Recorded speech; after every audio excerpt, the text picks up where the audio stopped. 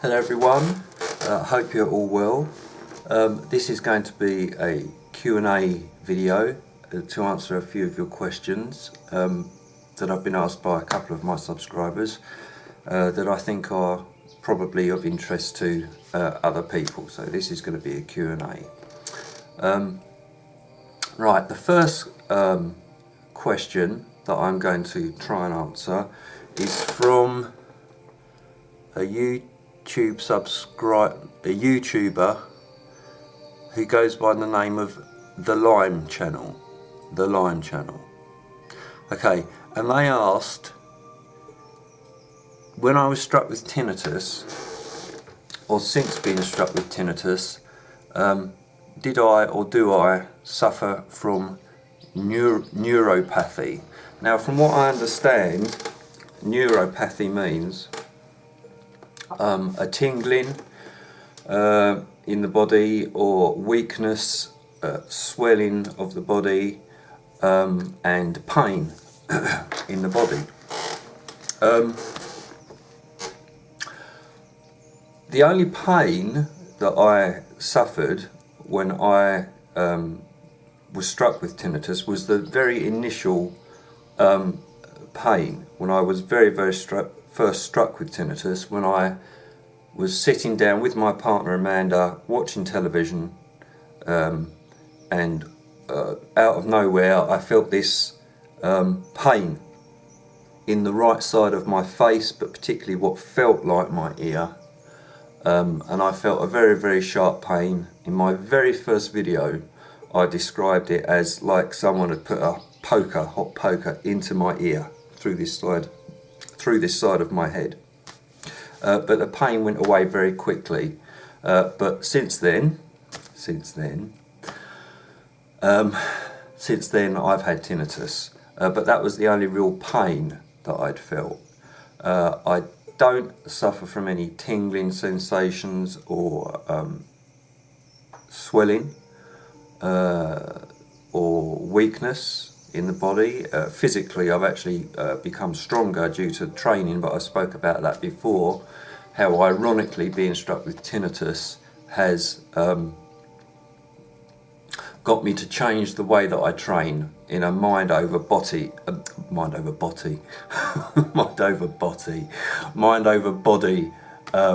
way of training, rather than using aggression. So physically I'm probably healthier and stronger than I was pre-tinnitus, ironically. The only thing I have experienced that would go along with maybe this neuropathy line of thought is I do occasionally, very occasionally, and it's not bad, feel an aching in this side of my face. My craniotherapist says that they can feel a tension, tightness, taut in this side of my face, and this is when he does the craniotherapy within my mouth to relax the muscles on this side of my face. But I don't really think that's what you're talking about. You're talking about specific tingling, weakness, pain and swelling physically in the body, and I honestly say I don't suffer from that. So you may, if you're suffering with that, you may want to look elsewhere for real information on that, because I don't have any real knowledge or experience of this. The other thing you say in your post to me is that you are suffering terrible anxiety, to the point where you're so anxious that you can't even think straight. Now, if you're to the point of where you can't even think straight, you're so anxious, being this anxious, I would say, would also cause you to start feeling stressed. And as we know, stress, anxiety, those kind of emotions, tinnitus will feed off of that. That will feed your tinnitus. That's the way I express it. It will feed from it. And you say you're considering a medical approach to this, some sort of medication for this.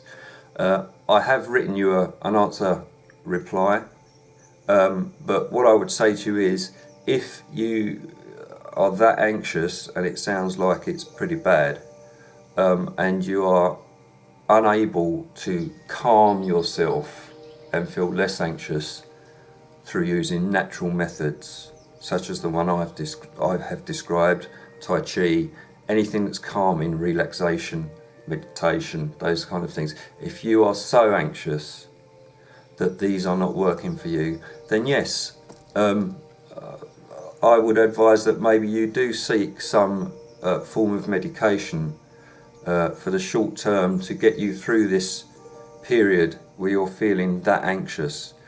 Because if you're feeling that anxious and no natural method is working for you, what are you left with? It's going to be medication. So yes, I would advise that if you're that bad, go to your doctor, tell them how anxious you are feeling, regardless of it being caused by tinnitus or not. I've taken medication in the past, pre-tinnitus, where I have felt stressed and not anxious so much, but depressed as part of my medical history.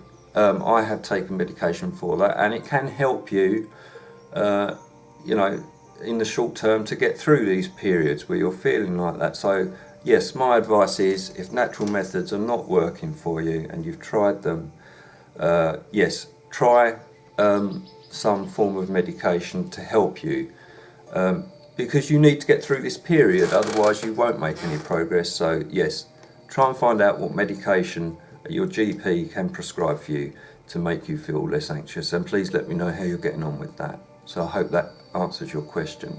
The next question that I had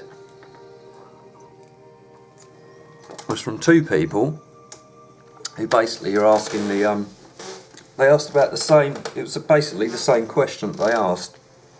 One of them was from FB, Flavia, and I hope you're doing really well, Flavia. It's really been nice to be in contact with you, and I hope you're doing well. So this was from Flavia, and Nancy B asked basically the same question, and they were saying that, and I fall into the same category as this, I am the same in my reaction to my tinnitus in this subject that I'm going to go through now. So I'm with you two on this. During the day, even if I've had a very good day and my tinnitus has been a good level 1 or 2, even to the point where I haven't noticed it all day, still now, even now, when I go to bed, my tinnitus is more noticeable to me. I notice it more, even when I've had a good day, when I go to bed.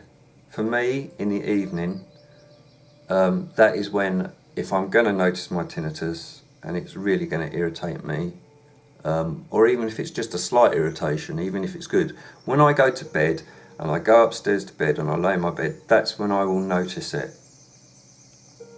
I've said before, sometimes I'll have the television on, which of course shrouds the noise to a degree, but I don't really like to use that. As I've said, I like to be able to go into a silent room and be able to cope, and I think this is a good way of retraining your brain to cope with when you're in a silent room or a situation where there's no noise. Now, if the tinnitus has been good all day and you've gone to bed and you're laying in bed and for some reason your tinnitus seems worse, sometimes it can seem worse even if you have got the television on or something like that.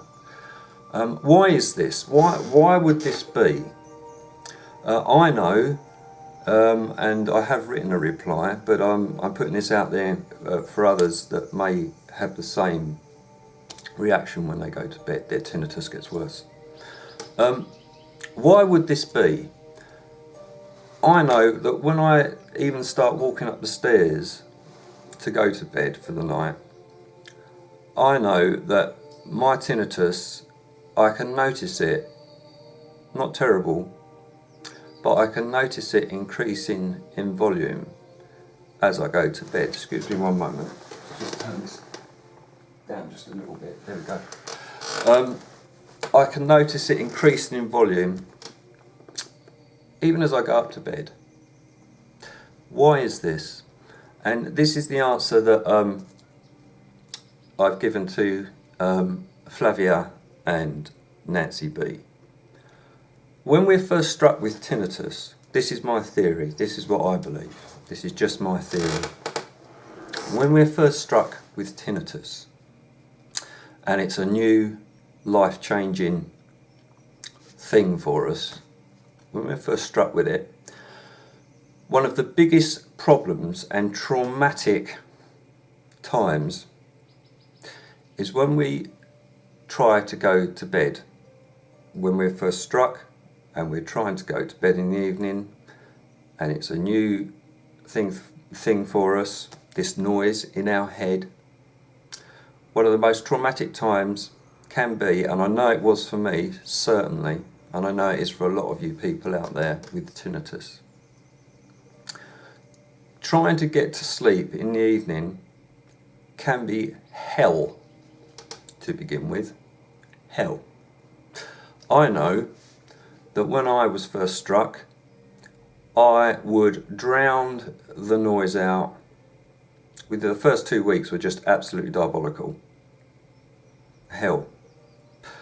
I would drown the noise out, or try to, by frantically searching YouTube for white noise, sound of fans, sound of birds, sound of running water, sound of, I used to listen to one which was like an intergalactic spaceship that was supposedly flying through space.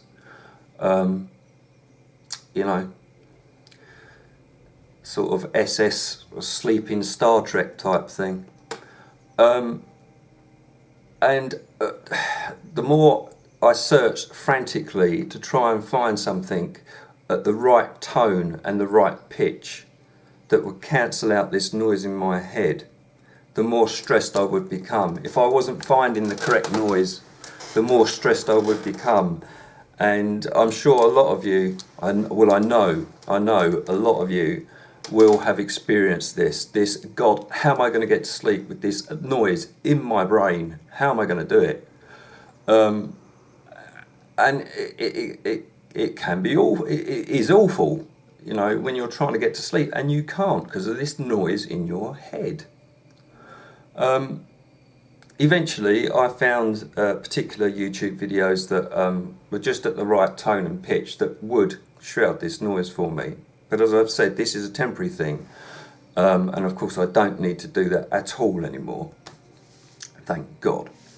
But what I think happens is, when our minds have gone through this such a traumatic period of time of trying to get to sleep, each night when you're first struck with it, each night you walk up those stairs to go to bed, and you know you're going to have trouble, you're going to have to go through this process of trying to get to sleep. And what I think happens is, when we find ourselves later on, as I do now, as I have now, where like I said, I'm usually at a level 1 or 2, I can have a normal day now. My tinnitus is way in the background usually, level 1 or 2, I can have a normal day.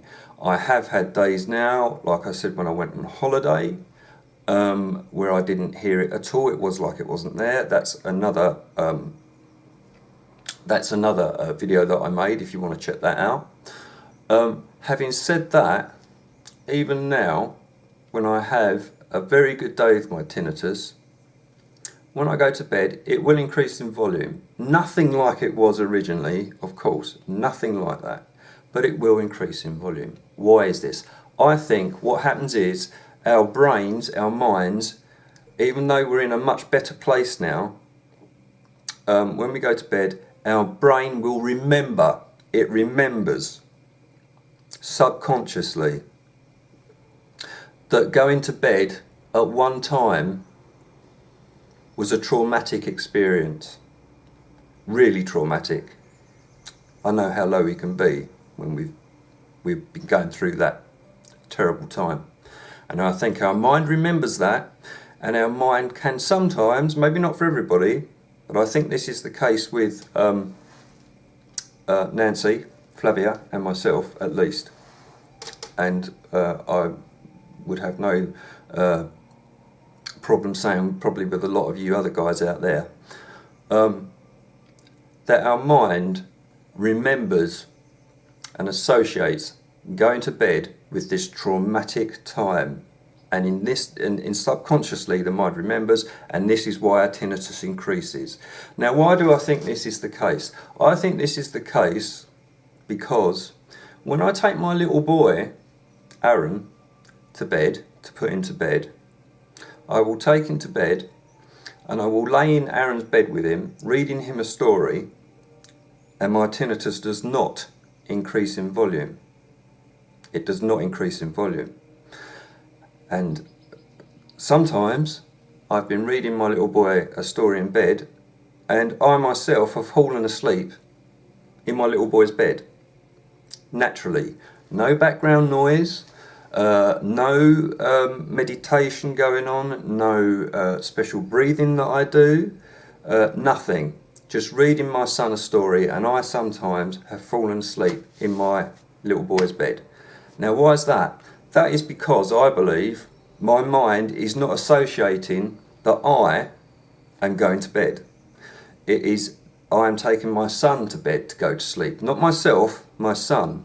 And my mind is not making that connection. And yet the very next day, I will try and go to bed, you know, or even more acute. This is even a better example. When I've taken my son to bed and I've had no increase in volume, I've come back down the stairs. Once Aaron's asleep, I've come back downstairs and I've sat with Amanda, and then later, an hour or so later, a couple of hours later, I've decided to go to bed and my tinnitus increases. Now this, I believe, is because my mind is thinking to myself, right, now you're going to try and get to sleep. I remember when this was traumatic hell for you, and I remember that, and I'm going to increase in volume because I remember it subconsciously. And that's why I believe, although we have reached a point during the day where our tinnitus is way in the background and we can cope with it and we're quite comfortable with it, this is why I believe if you're suffering from your tinnitus increasing in volume when you go to bed, this is why I believe this is so. It's your subconscious mind. That's my theory on it. So I hope that it goes some way to answer this question of why does it increase when we go to bed. So I hope Flavia and Nancy, I hope that reinforces this answer for you. As I say, it's just my theory, but I hold pretty strongly to that. That's what I think it is. Okay, so, right, the next question, or questions, this is also applies for Flavia, because she wrote me a post about diet and so on, and I did write a reply, but I think it's of interest to everybody, so I'm going to go into it further on this Q&A. Diet. Okay, now my diet, the question really is, does diet affect your tinnitus? Okay, so I have pretty much had a healthy diet, a pretty healthy diet for a number of years pre-tinnitus. I had a healthy diet, just going to the gym, having a semi-pro bodybuilder. Well, she was a personal trainer before she became a semi-pro bodybuilder, so my sister's always been into fitness, and kind of was always advising me on diet, in a good way, on my case. Anyway, pre-tinnitus I had a pretty good diet, but I used to suffer with terrible IBS, irritable bowel syndrome, lots and lots of digestive problems. but I still had a healthy diet. Why? You know, why? And never could figure it out, because I ate healthy and I still had this terrible these problems and irritable bowel syndrome and all of that. Pretty bad.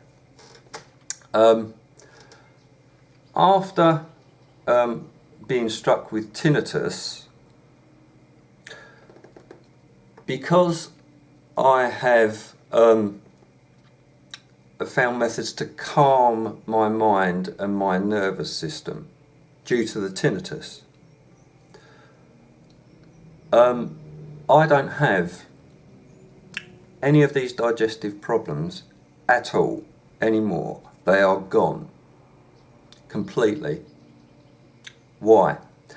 I have improved my diet further, and I will put, just for reference, if anybody's interested, I will put my diet in the comments of this video. My diet, I've improved it further. I've increased the amount of omega-3 that I have, but this was more to do with my training at the gym than anything else.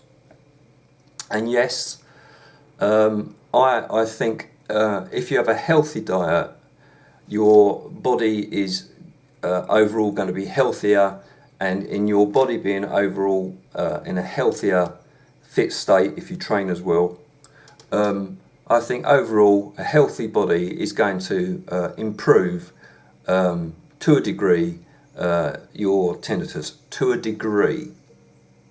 Now what I mean by that is, if I had an absolute crap diet and just ate junk food all day, every day, you know, pot noodle for lunch and just rubbish, my tinnitus could well be worse. I don't know that because I don't eat rubbish, but I believe, yes, if you eat rubbish throughout the week, you know, and your diet's very, very bad, I think this could have a detrimental effect on your tinnitus to a degree. So I think my diet is now very good, but how much do I think it affects your tinnitus? I think it affects it, as I've said, to a degree. If I had a terrible diet, I think my tinnitus could well be worse. However, the fact that I had terrible IBS and digestive problems pre-tinnitus while still having a healthy diet says to me that diet is not the biggest or a big factor, because now that I have, my diet hasn't changed that much pre-tinnitus. I've improved it slightly, more omega-3, but that was more for training. But I haven't changed it all that much. But now I don't suffer with any IBS digestive problems whatsoever. It is gone. It is completely gone. I don't suffer with it at all. Why? I believe because I have had to calm my nervous system, calm my mind, have a different outlook on the world, the way I react to the world and people, almost like a change of personality. This, in effect, by calming my mind, nervous system, this has had a direct effect on the way my digestive system works. I think the mind and the body are very, very strongly linked, more strongly linked than I had ever given it credit for. And I've also heard from other specialists that I've seen since having tinnitus, and also from some people at the gym, funnily enough, that a good indicator of stress, anxiety, stress in life is your digestive system. If you're suffering a lot of digestive problems, IBS, whatever it may be, that's a good indication that there's a lot of stress in your life and you're in this hyped up state all the time. You're not relaxed. This is what I believe to be true. So to answer the question in short, yes, I think a diet can have an effect on your tinnitus. I think having a healthy diet and keeping fit, I think it can have an effect. Overall, if you're fit and you're healthy and you're diet is good, I think this will have an effect on your tinnitus, as opposed to eating rubbish all day or just junk food, stuff that isn't good for you, no physical exercise. I think that could well make your tinnitus worse to a degree. But I do not think that diet is the biggest factor. I hold by, I think the biggest factor that affects your tinnitus by far, the biggest factor still is stress. Everyday living, every day trying to cope with life, stress of just life, people that irritate you, people that cause you stress, put pressure on you. I think this is still the biggest factor. You know, so that, in short, my answer is yes, I think diet can have an effect, but it's by no means the biggest factor. The biggest factor is how we live our lives, how we view the world, how we react to the world and people, and reducing stress to our mind is the biggest factor. So I hope that answers that question. Okay, the next question that I had, I'm getting through them today. The next question I had was from Sarah Louise, and she simply asked, what's the best, in my opinion, sounds to listen to calm yourself? And she wrote, is it waves or calming sounds? Waves or calming sounds? Sarah, it's whatever you find calming. It's a personal thing. Whatever you find calming and works for you, use that. You know, if you just want to lay down and relax and you find the sound of waves calming, my favourite is seashore waves. That's one of my favourites. What else did I like? I like the sound of, sometimes the sound of a crackling fire is quite nice as well. But I particularly like the sound of seashore waves. But the answer is, Sarah, whatever you find calming for you, go with that. That's the short answer to that. So it's a personal thing, whatever you find calming for you. Right. I know, actually, talking about this, one of my subscribers who prefers to contact me outside of YouTube, some people are more comfortable doing that, which is fine. They don't like to put themselves out there. I know he likes the sound of calming music, which is why quite often you'll hear, he watches my videos, but he prefers to respond to me outside of YouTube. He likes the sound of calming music, which is why quite often you'll hear me playing, as I am now, like a calming music in the background, because he says that helps him to concentrate and watch a video. If it's just dead silent, he finds it more difficult. So I do this particularly for this subscriber, as he finds this helpful. This one is called Relaxing Celtic Music, Sleep Music. So I know he likes that one because he told me he did. So that's why I have this one on. But yeah, Sarah, whatever you find works for you, go with that. Okay, when am I doing the next meditation video? As soon as I can. I may do it tonight. If not tonight, it will be probably Friday, I would have thought, but it will be coming. And talking of the meditation videos, I know Nancy B, you wrote to me saying that you felt it relaxed you, but it didn't help you get to sleep. Yeah, the meditation videos, the idea is not to fall asleep, but as I said, you can use them when you've got to that point if you wish to fall asleep. They certainly send me to sleep. I don't know how many of you have seen me, but I actually fell asleep in one of my videos doing a meditation video. But so what I said to Nancy was, these meditation audio files that I'm putting out there, they are made, the originals are made to be listened to with headphones in a particular type of stereo. Now, of course, the videos that I'm putting out there, you will be hearing them from my camera, picking up the sound and processing it through my camera, which is not the same as the original format in which they were made. So what I did for Nancy B, I said to her, if you would like to give me your email address, it's entirely up to you. I will send you the original Andrew Parr meditation self-hypnosis files that I have, the originals, and you will be able to listen to them in true stereo, the way they were made to be listened to, which you may find has more of an impact, and you may get more of a reaction from them. So if any of you out there would like the original Andrew Parr meditation self-hypnosis files sent to you, if you'd like to give me your email address on YouTube, it's entirely up to you.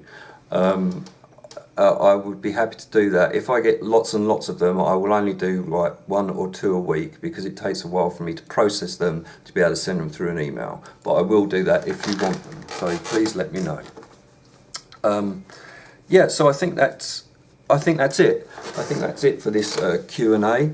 As always, I hope you're all well, and I will see you in the next video. Thanks very much. Goodbye, everybody.